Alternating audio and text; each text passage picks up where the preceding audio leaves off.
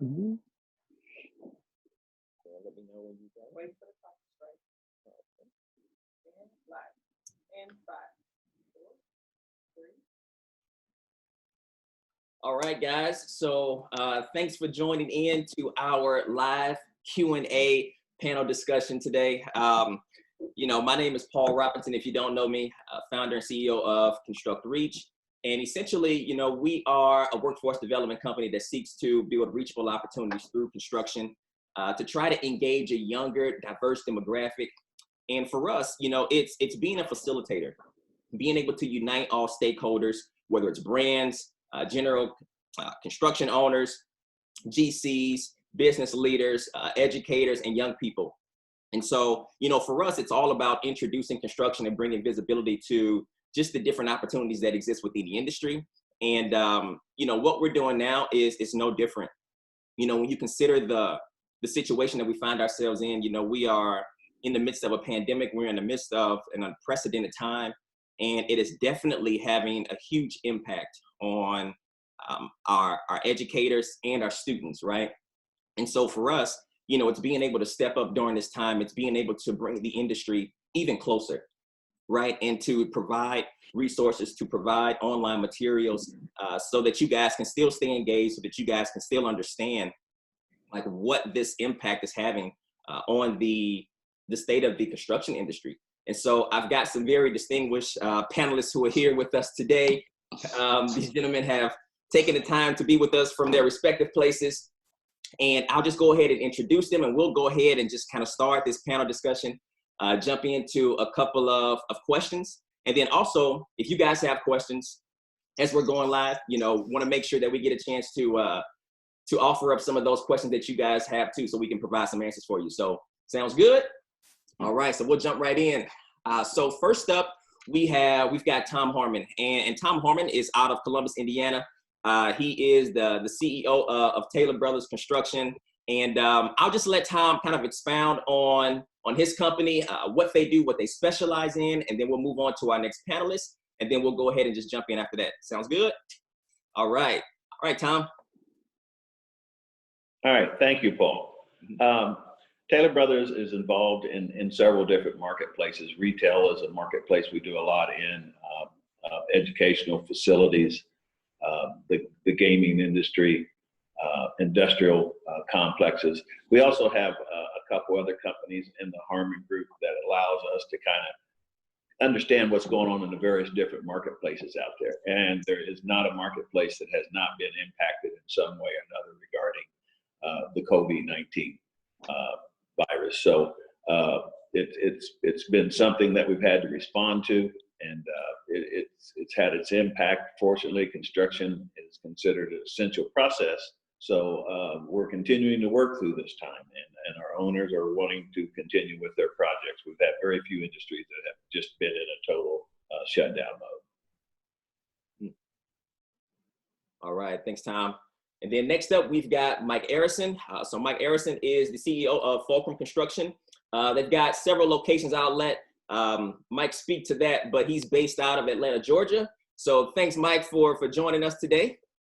Thanks, Paul. Thanks for having me. Really excited to be part of the Construct Reach panel discussion. Fulcrum has 3 primary offices, one in Atlanta here, one in San Antonio, and one in Los Angeles, California. We too are excited about construction being an essential service, and almost all of our projects are moving forward at this time. So. That's good. All right.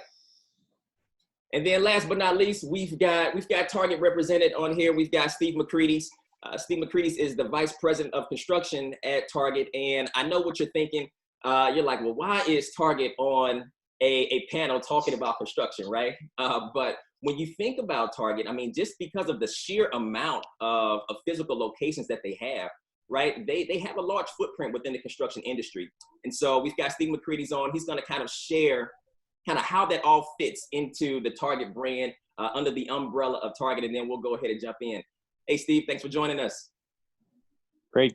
Thank you, Paul. And first off, I also want to thank all the students. I'm pretty sure that this will be reaching some Target team members that are also students, and want to thank them for all the hard work they're doing to keep our stores stocked and ready to sell to the consumer, as we've been deemed a kind of an essential part of our communities in providing food and essentials to our community. So thank you for all the students that also work at Target and our fellow Target team members. For Target, like I mentioned, we have a robust physical infrastructure that involves a lot of construction in the industry, and we're trying to continue what we can to keep that essential services flowing for our guests in the communities that we work in. So more to come. I think what I shared with workforce development and has been a strategic priority for Target, and being able to have our communities support the stores that we build, and that doesn't go away when a strategic priority doesn't go away just when circumstances change in our environments around us. In fact, they become even more important, and really appreciate Paul and Construct Reach's ability to pivot. We had other things planned, like I'm sure just about everyone here that's studying from home had other things planned to be doing at this point in time, and appreciate Paul and his leadership and Construct Reach leadership in really pivoting to continue to provide content for our students out there and exploring their careers in construction. So thank you, Paul. Thank you. All righty. All right. So we'll go ahead and jump right in, guys. We're hearing so much information that's coming out through so many different outlets, right, about how COVID-19 is impacting our economy, and rightfully so. I think it's impacting and influencing and reshaping just our entire society. And I don't know what the new norm is going to be coming out of this, but one of the things that we do want to talk through is, from my lifetime, when you think about kind of the 08 recession and, the pandemic that we found ourselves in with COVID-19, speak to that a little bit, guys, about maybe the difference between the 08 recession and this impact that we're under, or this pandemic that we're under today with COVID-19. Just any thoughts about that, like any differences within the industry? Yeah, there's a large difference between what's going on in today and 2008, 2009. What we're seeing today is folks kind of hitting the pause button for a little bit. Projects that are currently under construction are continuing. We still have a good pipeline of projects to bid, but folks are saying, okay, it doesn't make sense to start a project today, but we're going to start it in July. So our pipeline of projects to bid is good, and we see the second half of the year a lot more projects kicking off. And in 08 and 09, you kind of saw the pipeline just dripping to an end, and the amount of bids that you have were just a lot less. And bids, without bids, there aren't projects to work on. We're seeing a very similar situation with Mike also. Unlike the 2008 recession, it was financially driven, and it was the marketplace weakening and slowing down. This is pandemic driven. The marketplace was very heated up to this point in time. So we are going to see more of a U type of recession.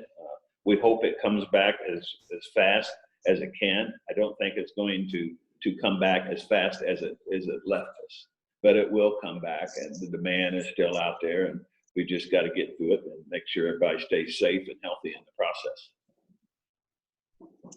Yeah, I think from our perspective, and this is some ways the same, but in more ways than not, completely different than 2008 or really any other recession. I think from our stores, we really pivoted to focus on our guests and the shopper coming into our store. So we wanted to make sure that our teams were able to serve that guest. And so we're wrapping up projects that were kind of in the middle of construction, because it would have been more disruptive to our guests to stop them and our team to stop them. And then we put a pause on other work again, so our guest and team could focus on the on our guest and our team. think the one piece that probably is the same as you look at strategies of how to restart an economy after it's been paused, and you'll see you're hearing talk come out of it, as well as reminiscent of 2008 is, you'll hear shovel-ready projects, you'll hear stimulus. How do you get the economy back going again? And construction is really one of those economic engines that you can quickly start the economy going again with quality jobs that pay quickly and get money injected back in the economy. So I think you'll see construction continue to be a source as an economic engine for the country in a way that it will be leveraged to really start things back up again as we proceed through the current situation. So that's good. I mean, that's good insight coming straight from the industry, because so what it sounds like is that it's on pause, right? When you think about, every state being under a state of emergency right now, and social distancing being so important so that we can flatten the curve. And, with just a lot of brands and owners, maybe pausing on the work right now, what looks to be that silver lining is the work is still there, the demand is still there. But just as we have, kind of been under, I would say, I guess lockdown, if you will, right now, there's still going to be, when we kind of kick things back off, there's still going to be the demand that's still out there for the industry. There's still going to be, opportunity as well. And that's key. I think that's something that we definitely want to make sure that we bring to the forefront, because, there's a lot of students who are entering, into young adulthood. They're entering into what would be their career now as they're transitioning out of school. And I think, just being able to hear that the industry is from an internal perspective, the industry is still healthy. The construction industry is still doing well. It's just a matter of when, right, that things are gonna start back up.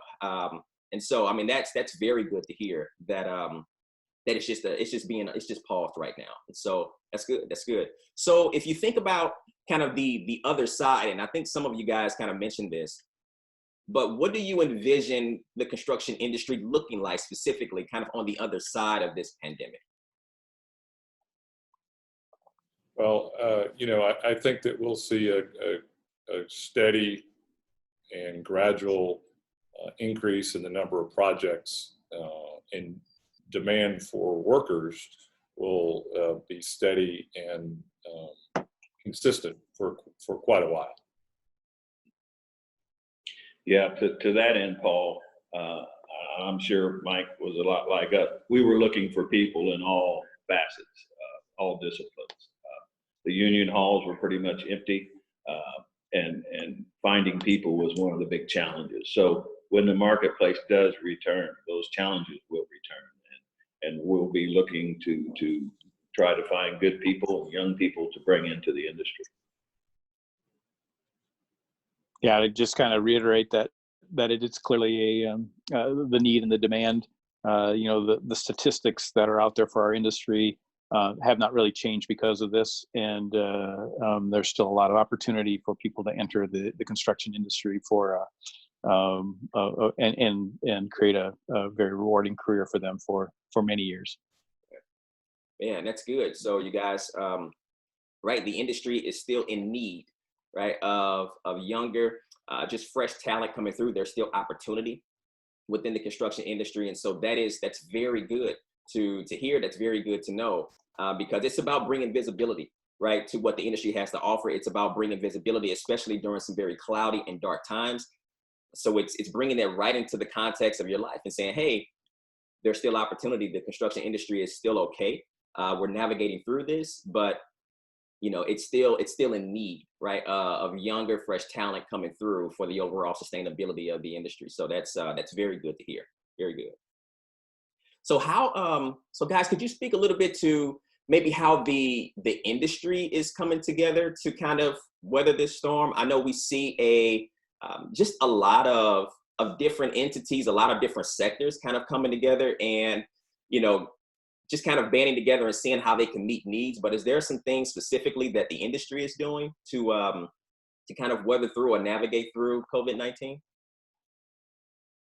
Well, what we see is that your contractors, subcontractors, general contractors, owners are all getting together to work and figure out best practices so that you can have safe job sites. So even though we are designated an essential service, that we go about it in a smart and safe way. So that's one thing we're seeing is you know, even though we're competitors, we're still sharing best practices so we can all be safe.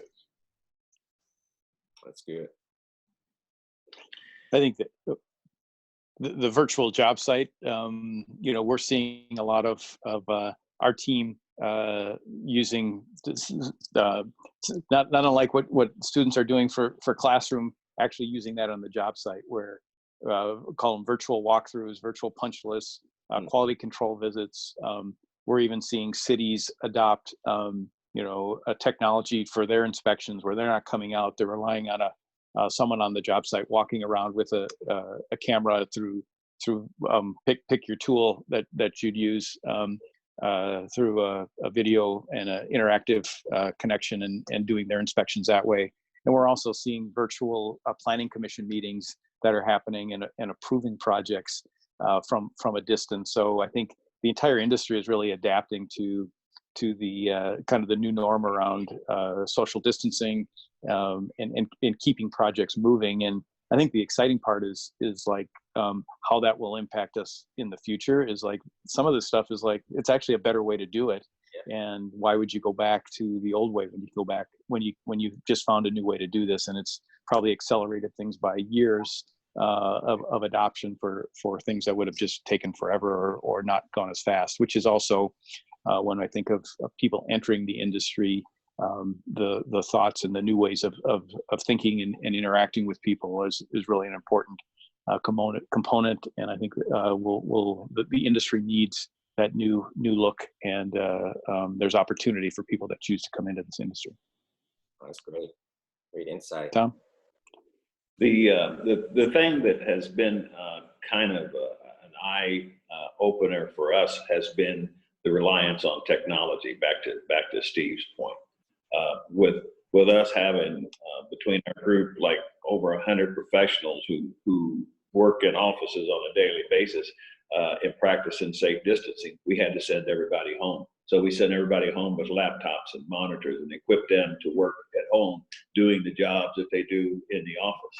And it's been a pretty it's something we wouldn't have ever done this way if it was up to us to do it. So we kind of jumped into it cold turkey because of the circumstances. Yeah. But to see how our people are reacting and the efficiencies and the productivity from the office standpoint has been pretty seamless for the field and for everybody. So it's proved to us that there is a different way to go about life, and I don't think life will ever return back to the way it was. So I think it's been a good thing, and it's going to be things that we'll be able to take forward.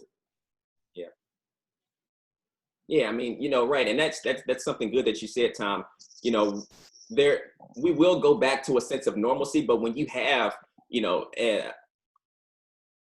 something that impacts the entire world and something that impacts, you know, everybody, it just reshapes, you know, how we go forward. And so whether there's more appreciation for a particular sector or for a particular job, or whether, you know, people found it to be, you know, maybe even more efficient to supplement some in-person meetings for virtual meetings or what have you, I think it's just going to reshape a lot of things going forward. And so it's good.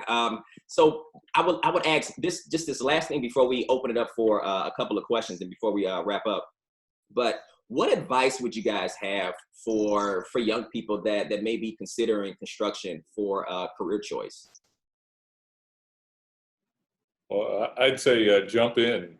Construction offers great paying jobs, and there's a career path. You can try one trade out, or you can try one part of the profession out and find your spot in the construction industry, because there's a future for you in the construction industry, and a good paying one too.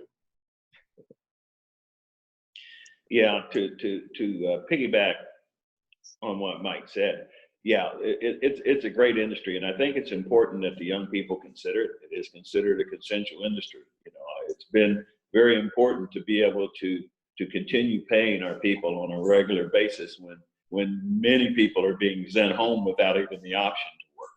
And it's important to provide for your family, and it does provide a way to do that. Even during times like this. So it's strong.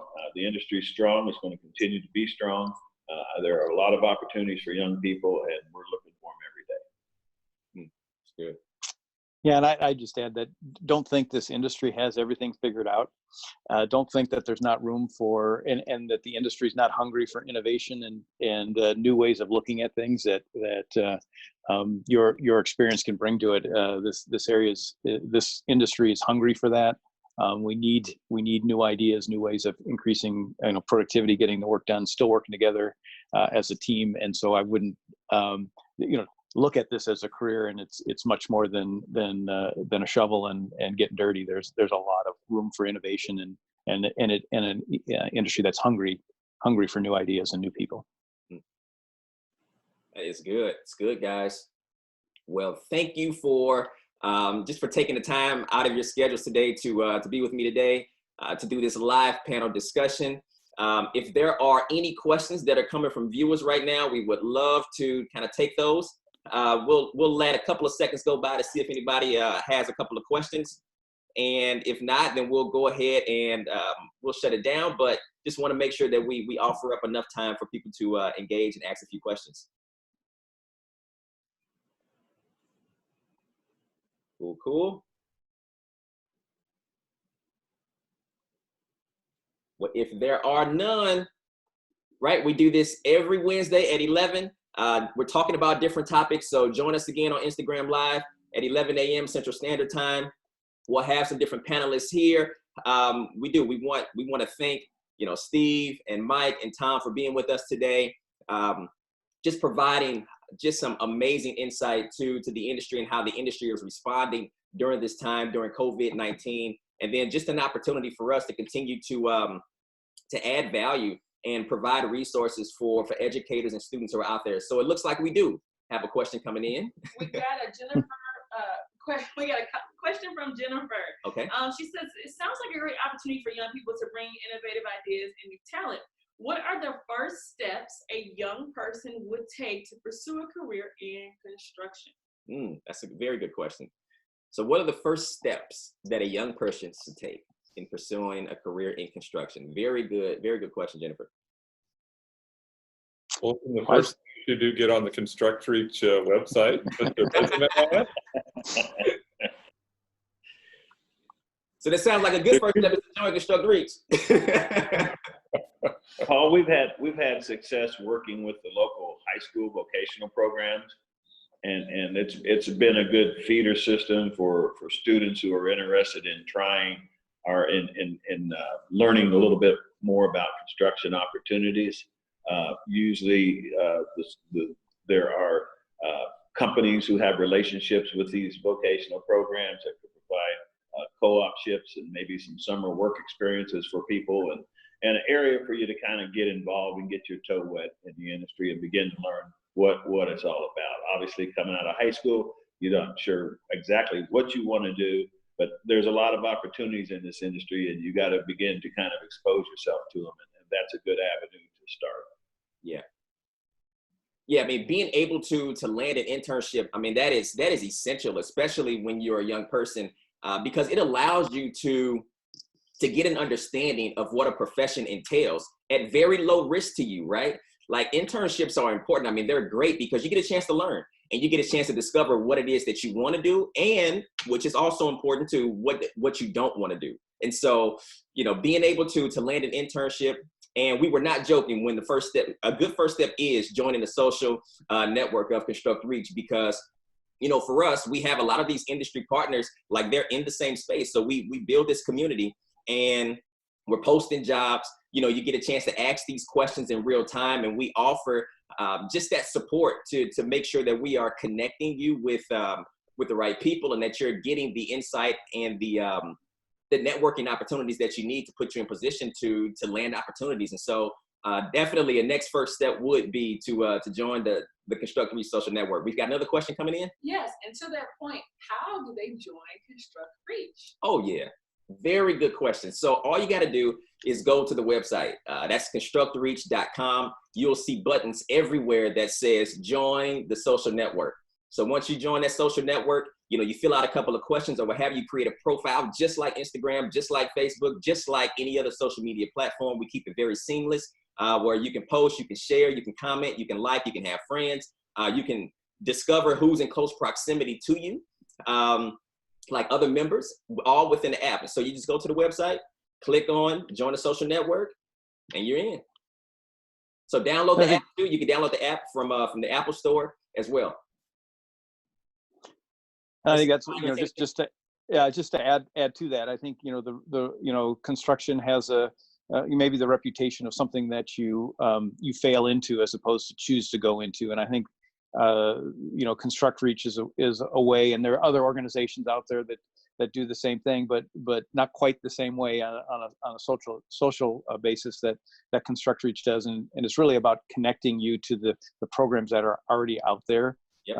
To introduce construction to you and be able to see the value of it beyond just something that, I couldn't do anything else, so I'll do construction. No, there's a lot of opportunities. It's just been an area that hasn't been properly shared with everyone as a career opportunity, and that's why Construct Reach was really formed, and really to really introduce this industry to those that might not see it as exciting as I think all of us on this call see construction and the value it creates, not only for our communities, but for the individuals that work in the industry as well.